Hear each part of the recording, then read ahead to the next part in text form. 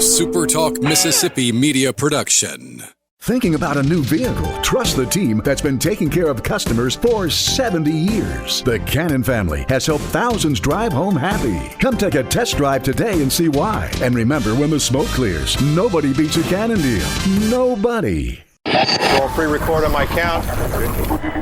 7, 6, 5, 4, 3, 2. Roll A, fade up on A.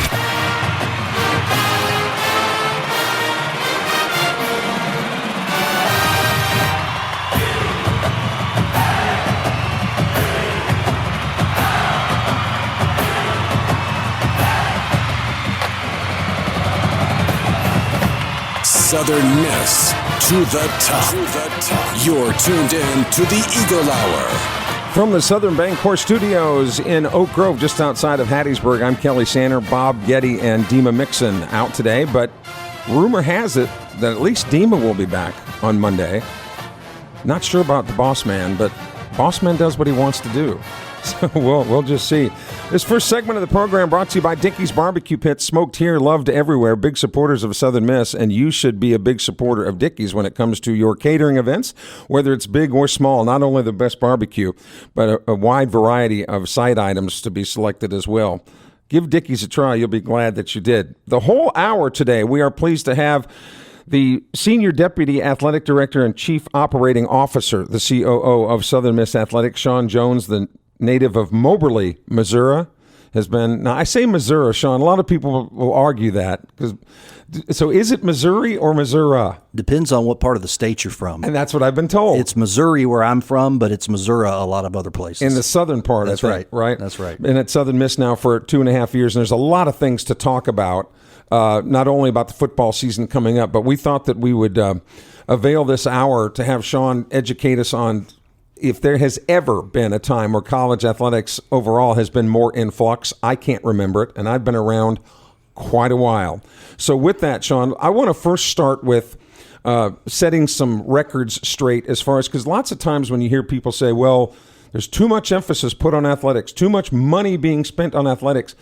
And although any athletic department is supported by a tax base of generally the state, a public institution, a lot of the money that athletic departments use and spend have to be raised.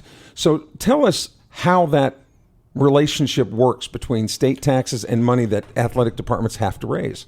Well, Kelly, it varies by each state and what each state set of laws provide for institutions to have for institutional support and for state dollars. And certainly, Dr. Paul and our leadership at Southern Miss provides us with every opportunity they can to give us what they can within the rules and parameters set within the state of Mississippi. And then, of course, we have to go out and raise a lot of the funds ourselves to operate. For example, we raise the funds for our scholarships. I think that's about a $6.6 million amount per year. And then when it comes to the new world that we're in with revenue sharing, we raise all of our dollars through external gifts from our generous supporters. So, there are some states that allow institutions to use state or school funds for rev share, but we're not one of those. And there are several others that aren't as well. So you just have to look at what you're provided and the amount that you get. I think our amount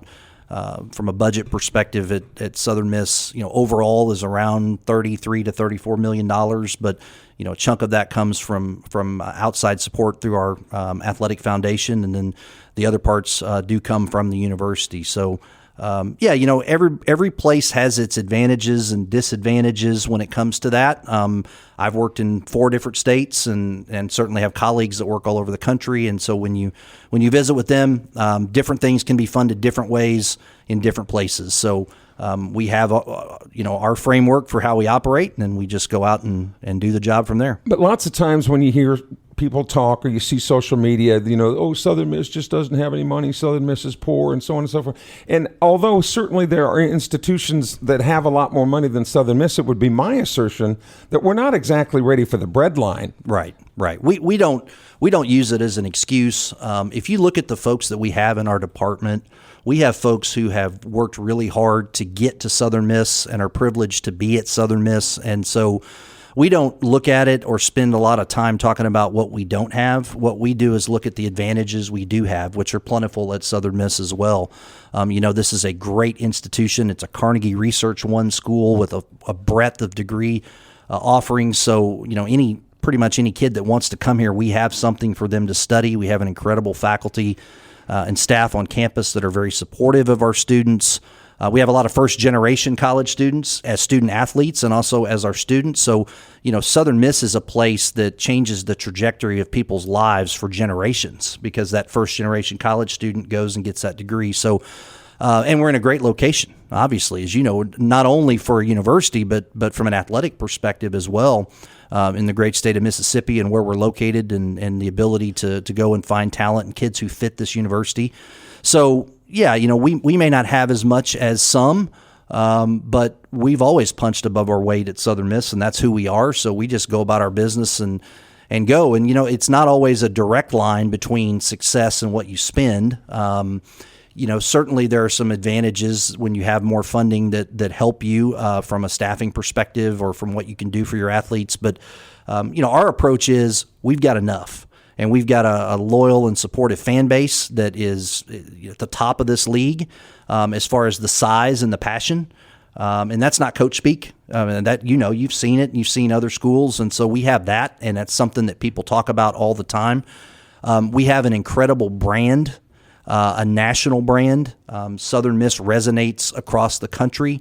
Historically, going back to Coach Bauer and anyone, anywhere, anytime, and all the successes of baseball and all the different things that have happened at Southern Miss over the years, we have an appropriate reputation for being a really tough school full of tough people. And then we have folks who are here who have worked their way up and fought hard to get here. You don't see a lot of folks who are here who have maybe been at huge schools and then they're at Southern Miss. They've worked to get here. So we've always had to be very resourceful and fight hard for what we have. All right, let's take a look now at some of the legislative things going on. And it's probably going to take us really to unpack this and to look at it in layman's terms that the average listener is going to be able to understand. Let's start with the Save College Sports Act. Give us your elevator speech, Sean, oh my goodness, what this is about. Well, let me start off. I always like to say this. I'm not an attorney. I've got a master's in PE. So, but we've all learned it, studied it, paid very close attention to it. It was a bill that was introduced by Senators Cruz and Cantwell. The intention is to create a national framework for college sports rather than leaving schools to navigate state law and court rulings, and then of course conference policy. So, plain language, it creates a national NIL law. It protects revenue sharing. We can get into more of the details of this as we go. But biggest thing, it protects antitrust protection. So arguably that's the NCAA's biggest hot button issue with this because the bill will give the NCAA and our leagues protection from future lawsuits when you're enforcing rules on eligibility, transfers, roster management, and compensation. It limits transfers. It goes back to a one-time transfer, unrestricted transfer during an athlete's career, and then it regulates agents to make sure we have the right folks representing these students so that there's some framework there. And then it has some protections for Olympic sports and women's sports. It's something that's very much supported by the NCAA.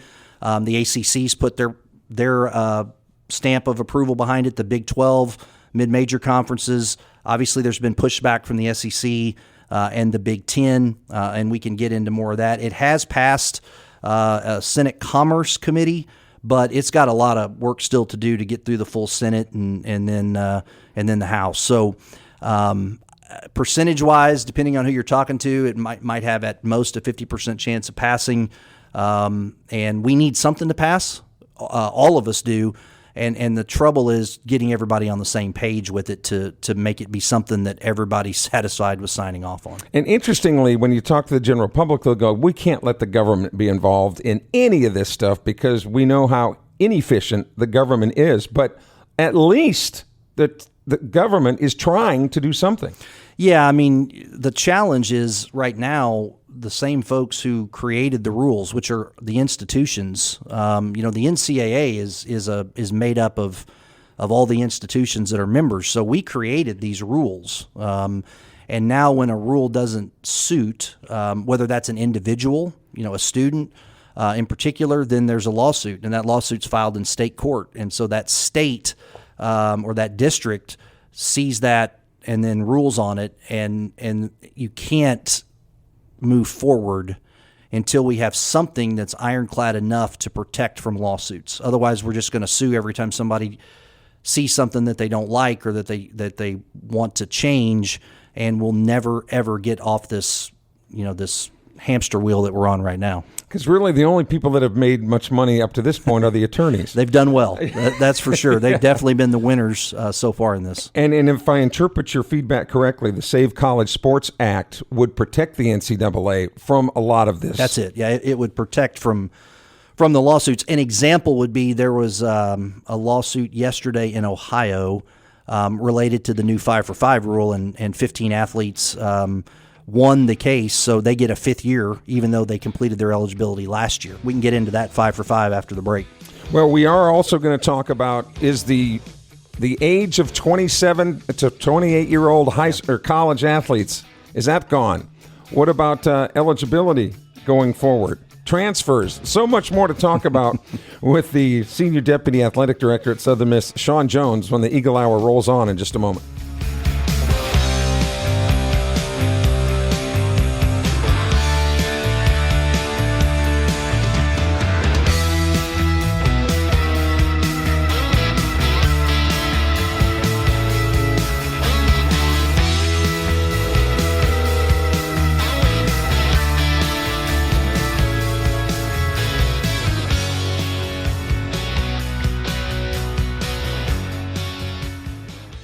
Big news from Robinson Electric Supply in Laurel. We've moved. You'll now find us directly behind our old building, right by Sawmill Animal Hospital. We're still your trusted electrical distributor, carrying everything from conduit to tape. And don't forget our full line of Milwaukee tools. Whether you're a contractor or a DIY pro, stop by the new Robinson Electric Supply at 1222 West 6th Street and see what's lighting up Laurel. Robinson Electric Supply. New location, same trusted service.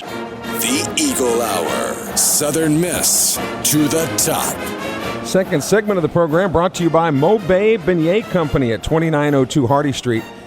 You've always heard the phrase, you can't miss it, and people go, oh gosh, don't tell me that because I'll be the first person to miss it. You cannot miss Mobay Beignet Company, right across from the main entrance to the beautiful campus at Southern Miss, right across from the Rose Garden there, the main entrance, in that little shopping center right on the corner. A lot of students, when they're in school, like to study at Mobay Beignet early in the morning, late at night.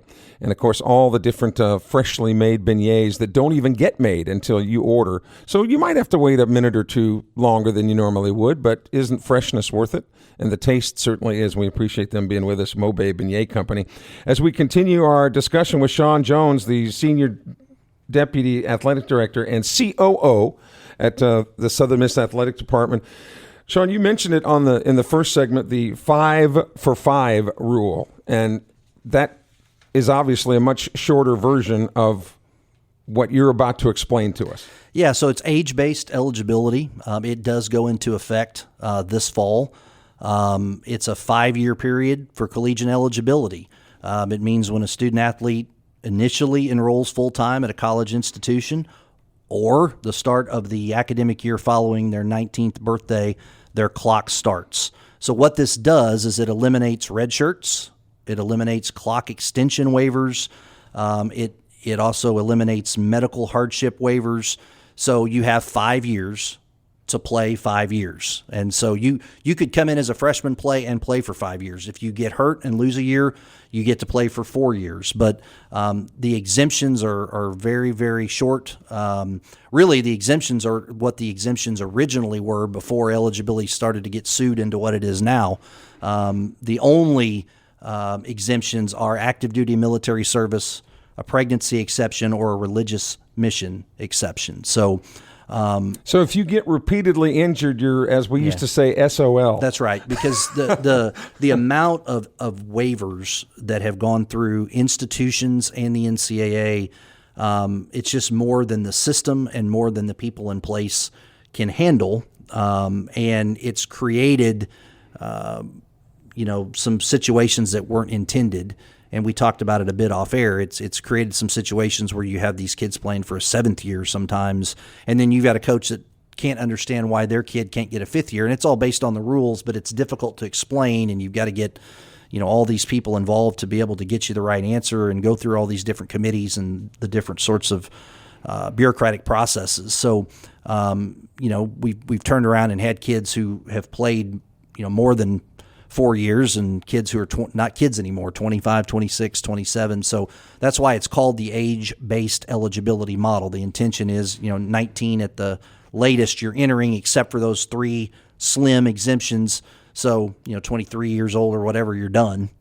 So it's more collegiate. And people who have complained about, well, that's not fair. Boy, what happened to the adage of life isn't fair? Right. Yeah. I mean, there's just got to be rules, right? And that's at some point. That's sort of the simplest way to put it. And we've put ourselves in a position where the rules are challenged in court, and they're rules of an association that the members have agreed to. But in a court of law, they don't have to agree with those rules. So when they look at it, they're looking at it from law and precedent. So, or creating precedent. This 5 for 5's rolling right along. And then yesterday there was a suit that was decided in Ohio that a class action lawsuit, 15 athletes had come together who just completed their eligibility this year. So they would have been done in the 25-26 year.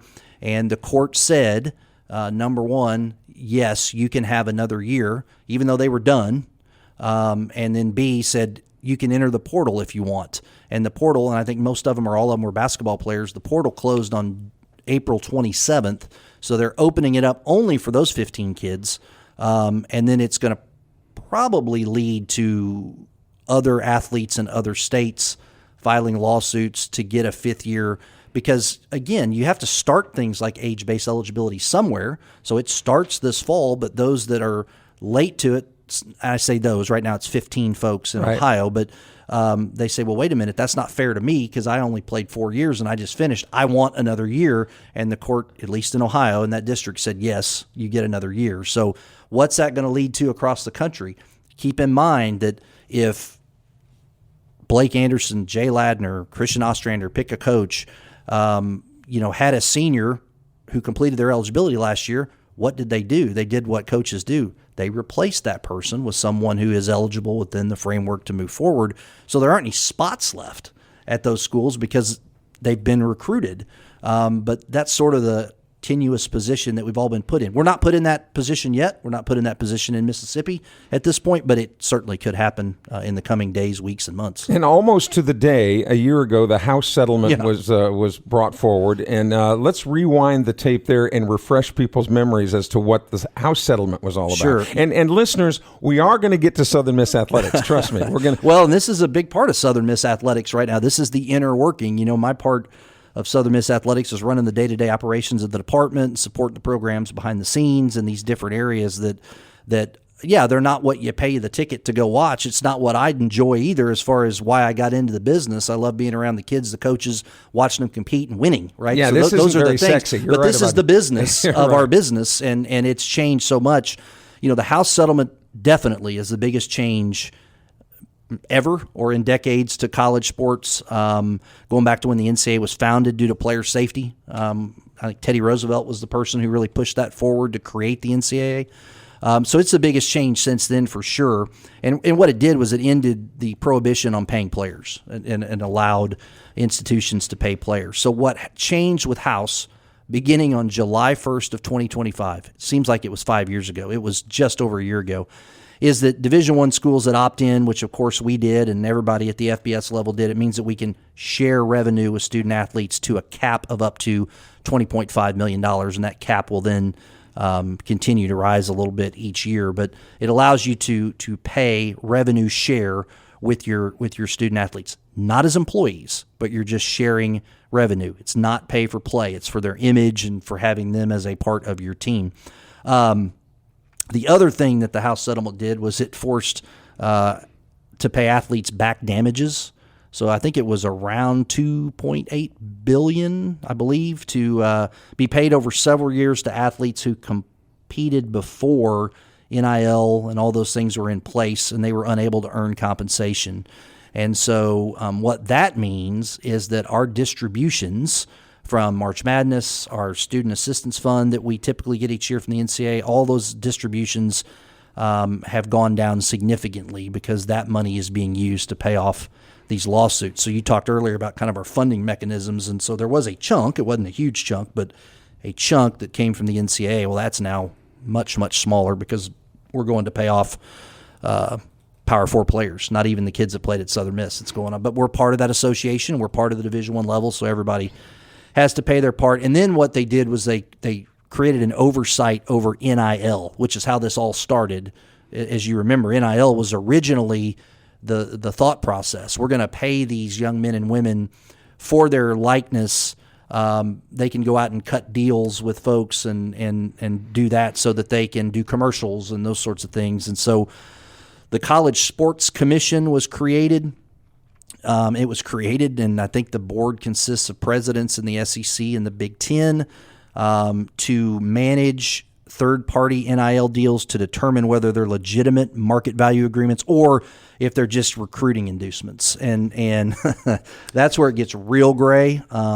That's really more of a Power 4 issue and more of a particular SEC, Big Ten, but all the Power 4s, because we're never going to hit that cap on the rev share of $20.5 million. And then the other thing it did was it changed scholarship and roster rules. So you get more scholarships in certain sports. Like you went from 11.7 in baseball to the ability to have 34, but you can only have 34 players. And basketball can only have 15 players, and et cetera. So you're not able to have as many walk-ons. You're not able to have as many folks on your team. We've seen on the coaching landscape that a lot of, particularly with basketball, that a lot of the big names, not Calipari, but Jim Boeheim and Mike Krzyzewski and so, have said, and Nick Saban on the football level have said, this is all for the birds. I'm out. Okay. Do you anticipate, and I ask that because Jamie Pollard at Iowa State, who is the longest tenured athletic director in the Big 12, has announced he's retiring. Do you think that we're now going to start seeing ADs, Sean, say that this is for the birds and I'm leaving too? Definitely. I think we have. They're just not as highly publicized as when a coach does it. I think that you're seeing a lot of folks that if they can, if they're at the point in their career where they can, a lot of them have decided that this is not a time they want to do this anymore because all the things that were there before that you had to deal with are still there, and now you have these pieces as well, which add a whole other complete complex set of problems to have to deal with. So, yeah, I think it's certainly the case where you're seeing a lot of folks decide it's time to head to the beach, as we hear right here. Yeah. Well, nice. You'd think you'd done a little radio over the years, Sean. As we listen to former Southern Miss student Jimmy Buffett, who I think still owed a lot of money on his parking tickets at I'm the sure university. They've been absolved. We're good. Yeah. Well, he's not around anymore anyway to take care of him. But we're going to talk specifically about Southern Miss football and maybe some things on the horizon that Sean may feel comfortable sharing with us. That and more stuff when the Eagle Hour continues in a moment.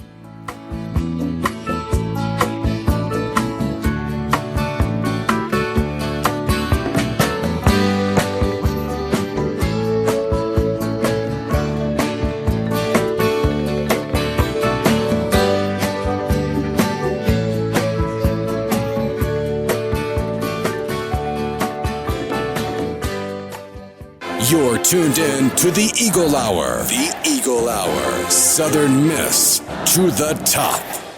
Genesis of Hattiesburg is the official auto dealer of the Eagle Hour. Genesis sedans and SUVs, all from Mississippi's exclusive Genesis dealership, Highway 98 West in Hattiesburg. And don't forget, about 15 minutes after the show is finished here live, you'll be able to download the SuperTalk Eagle Hour podcast at the Apple, Audible, Spotify, Stitcher, TuneIn, YouTube formats, or you can ask Alexa or Siri to play the Eagle Hour for you.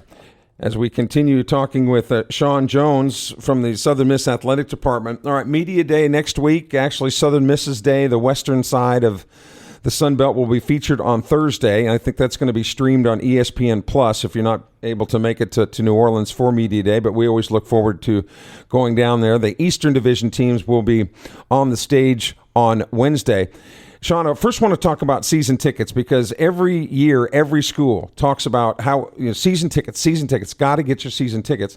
And there's a reason, because that's kind of the backbone of athletic departments, isn't it? That's the fuel. And so I think when you talk to athletic directors now, much more open and direct with everyone on their own teams about, hey, if you see football getting this or getting that, it's because they're the revenue driver, because ultimately the most seats and the opportunity to generate the most revenue that then in turn comes back and helps support every other program. So yeah, that's the thing with football. And so if you're a fan of another sport more so than football, but you love Southern Miss athletics and you want to see that sport be successful, then if you can and you have the means, looking for ways to support, one way is to buy tickets, give them out to your friends and folks, but because that money does go back to help generate revenue for the entire department to operate. Now, I remember there was a steamy movie that came out years ago called 9.5 Weeks, and we're certainly not going to talk about that. But when we talk about Southern Miss's football team, they could be called 2.5 weeks. Yeah.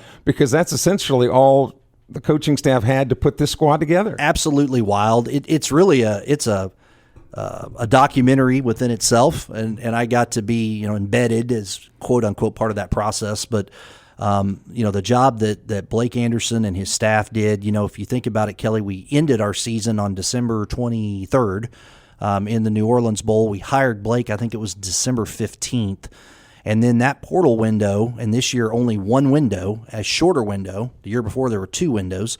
And so you had a period of 2.5 weeks in January to build your team, not just us, but everyone. In our case, we lost 33 seniors. 17 players followed Coach Huff to Memphis, and another 11 players entered the portal to go other places. Pretty normal numbers, to be honest.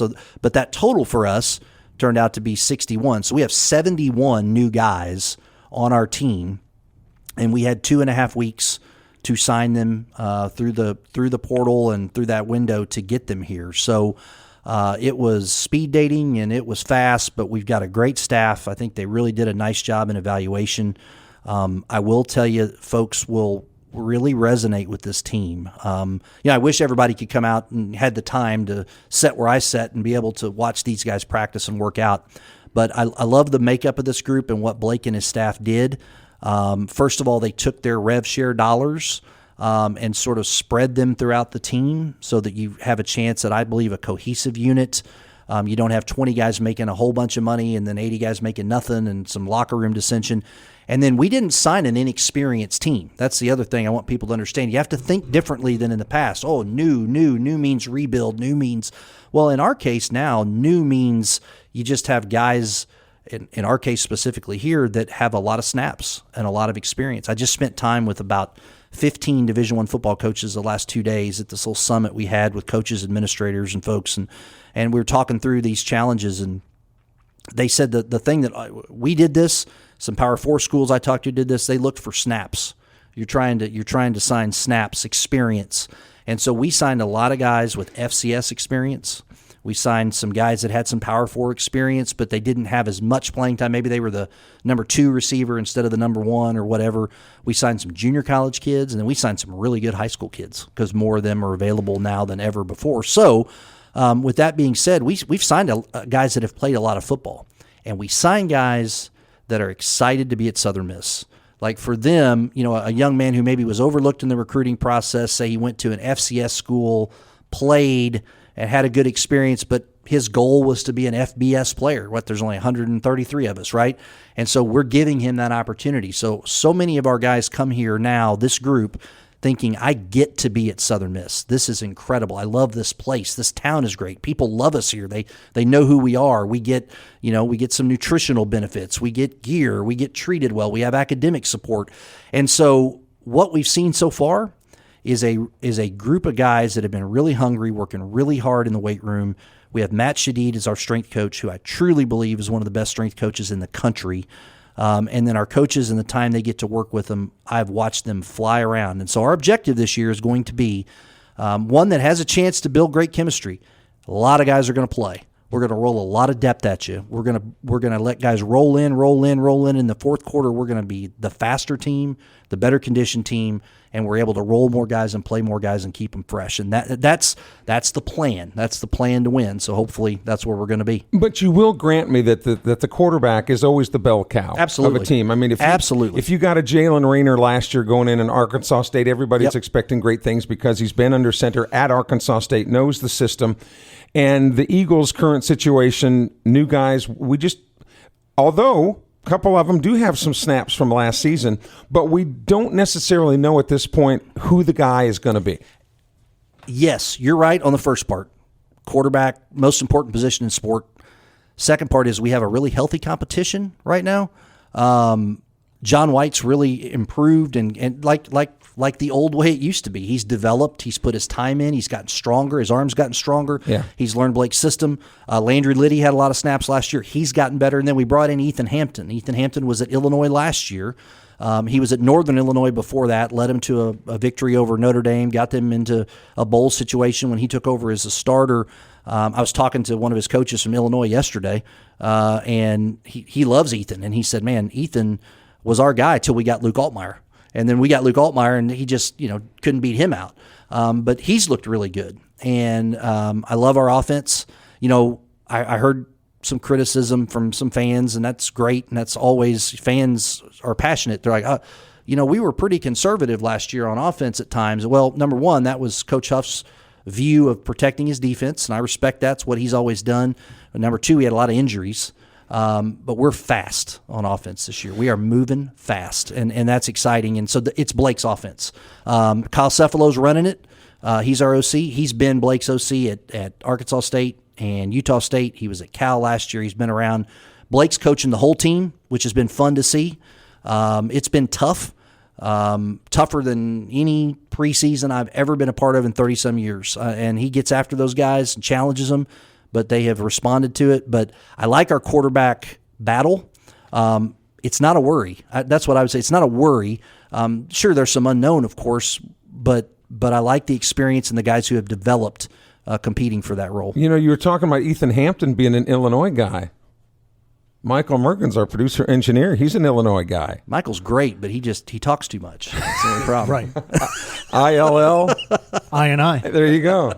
That's it. There you go. The Illinois line, I think. So when Coach Anderson and the players go to New Orleans next week, what do you anticipate the question that he will be asked the most? You've got some media background and experience. I think the question, the simple question is, Coach, you have the newest roster in FBS football. You have the most new guys of anybody, 71 new guys. So take me through the process of how you got them and how do they look. I mean, that's where you start. We just sort of talked about that. But there should be a lot of curiosity and there should be a lot of questions because we're new. It's a new group. But again, it's not an inexperienced group. It's a new group together. So that's where the chemistry becomes critical and the ability to not the ability to have complete trust in your teammates and belief in your teammates. And that's like so easy to say. And you've seen it a million times and we all have. It's part of sport. Like some teams click and some teams don't. And it's critical for this team to click. So far they have. But of course, September 5th, it all changes when we line up with somebody in a different color uniform. And before this idea escapes my mind, you were talking about, different position players being paid. I just wanted to get your feedback on what Kirk Ferentz said the other day at Iowa, that the Hawkeyes are only going to pay defensive players. And when I saw that, I'm thinking that is a terrible idea. Well, there's a lot of different ways to do it, that's for sure. And I certainly am not going to question Kirk Ferentz, one of the great college football coaches, best offensive line coach on the planet, number one, and just a tremendous head coach and career. That's not how we do it. And I think typically you start with your quarterback, and then you go to your left tackle. And then you go to your rush edges, and then you start to go interior D-line, back to O-line, to the back end secondary. And then, your running backs, receivers, skill guys are kind of on the back end of how you distribute your funds. And I think a lot of people would think that the receivers and running backs would be among the first. The top guys that get drafted in your NFL fantasy league doesn't necessarily work that way in college when it comes to getting money. When we come back in our final segment with Sean Jones, we're going to talk about the future of Southern Miss. Maybe talk a little bit about facilities, what's going on at Reed Green, and more along those lines. The entire hour with Sean Jones and you. We're glad that you're with us, and this Friday edition of the Eagle Hour continues after these commercial messages.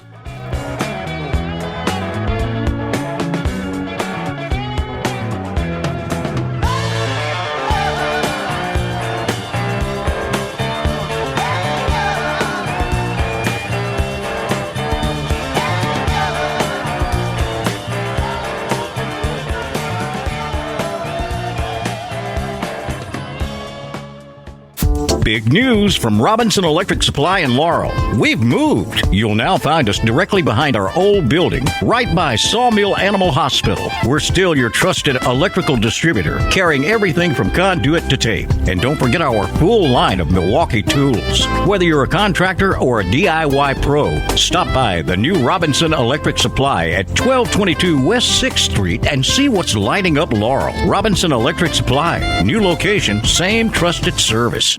Southern Miss to the top. To the top. You're tuned in to the Eagle Hour. Don't forget MCS Home Center for home repair, home remodeling, and home construction. Everything you need for your next project, including lawn and garden, is available at MCS Home Center in Bellevue, west of Hattiesburg.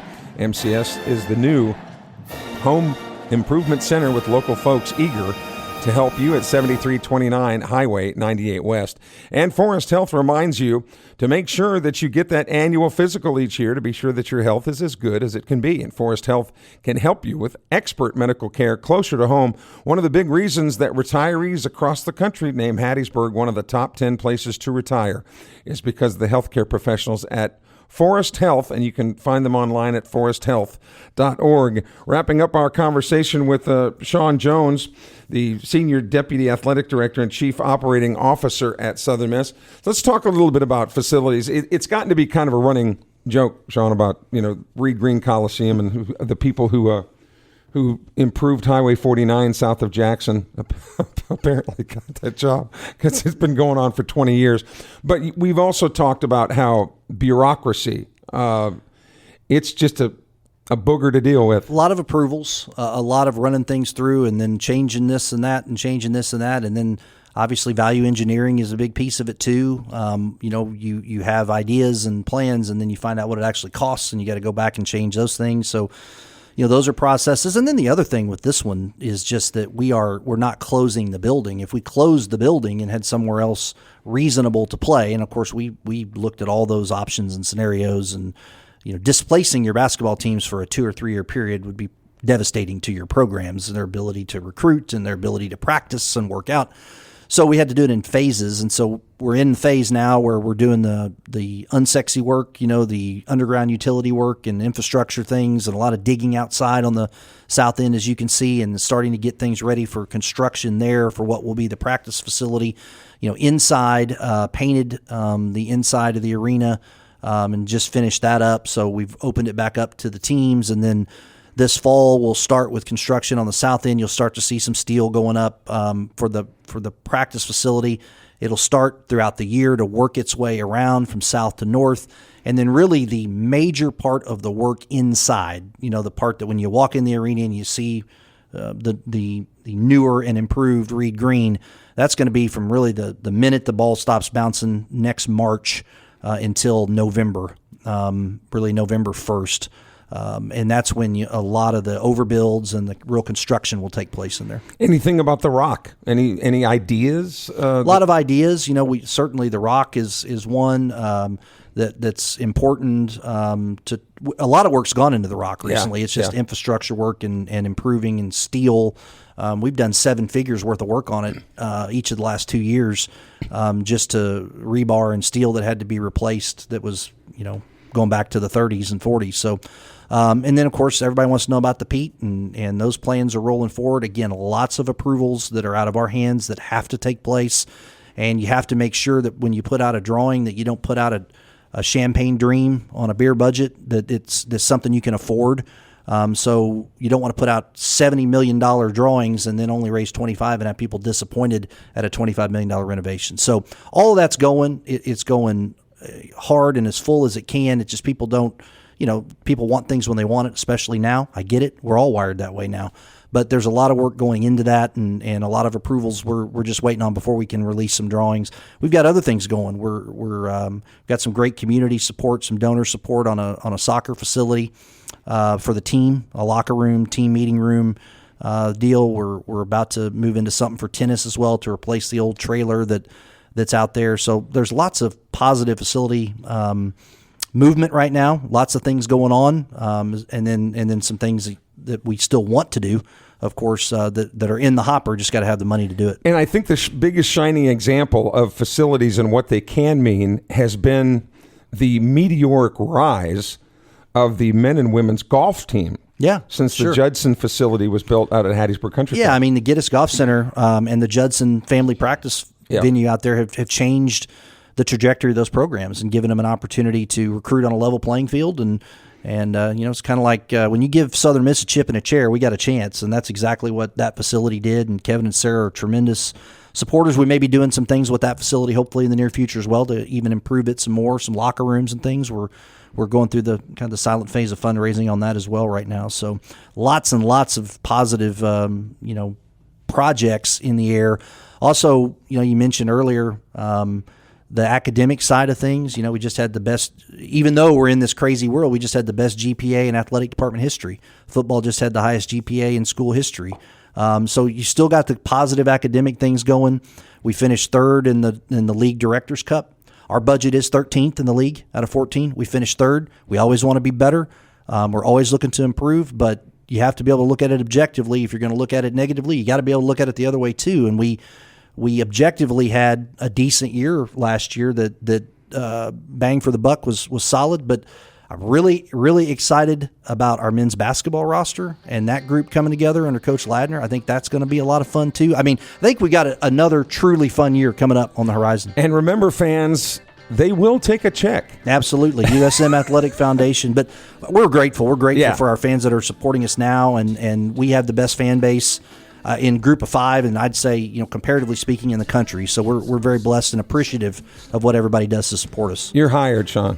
You're hired. Hey, thanks for spending the whole hour Kelly. with us, man. Appreciate you, man. Great Enjoyed weekend, it. okay? Yeah, thank you. When we come back next week, Bob Getty will at some point be back, and I think the new proud papa, Dima Mixon, will rejoin us on Monday. We hope you have a good stay cool this weekend, and we will see you back here again Monday at 1 o'clock. For producer-engineer Michael Mergens, I'm Kelly Sander. Until Monday, as always, Southern Miss to the top.